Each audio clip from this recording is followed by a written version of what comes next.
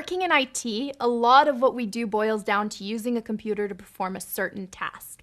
In your job, you might create user accounts, configure the network, install software, back up existing data, or execute a whole range of other computer-based tasks from day to day. Back in my first IT job, I realized that every day I came into work, I typed the same 3 commands to authenticate into systems. Those credentials timed out every day by design for security reasons. So I created a script that would automatically run these commands for me every morning to avoid having to type them myself. Funny enough, the team that monitors anomalous activity discovered my little invention and contacted me to remove it. Oops. Tasks performed by a computer that need to be done multiple times with little variation are really well suited for automation. Because when you automate a task, you avoid the possibility of human errors and reduce the time it takes to do it. Imagine this scenario. Your company had a booth at a recent conference and has gathered a huge list of emails from people interested in learning more about your products. You want to send these people your monthly email newsletter, but some of the people on the list are already subscribed to receive it. So how do you make sure everyone receives your newsletter without accidentally sending it to the same person twice? Well, you could manually check each email address one by one to make sure you only add new ones to the list. Sounds boring and inefficient, right?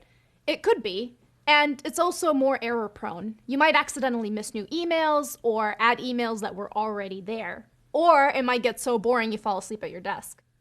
Even your automated coffee machine won't help you out there. So, what could you do instead? You could get the computer to do the work for you. You could write a program that checks for duplicates and then adds each new email to the list. Your computer will do exactly as it's told, no matter how many emails there are in the list. So it won't get tired or make any mistakes. Even better, once you've written the program, you can use the same code in the future situations, saving you even more time. Pretty cool, right? It gets better. Think about when you're going to send these emails out. If you send them out manually, you'll have to send the same email to everybody. Personalizing the emails would be way too much manual work. If instead you use automation to send them, you could have the name and company of each person added to the email automatically. The result? More effective emails without you spending hours inserting names into the text. Automating tasks allows you to focus on projects that are a better use of your time, letting computers do the boring stuff for you. Learning how to program is the first step to being able to do this. If you want to get computers to do the work for you, you're in the right place. Earlier in this video, I told you about the first task I ever automated. Now I want to tell you about the coolest thing I ever automated. It was a script that changed a bunch of access permissions for a whole lot of Google internal services.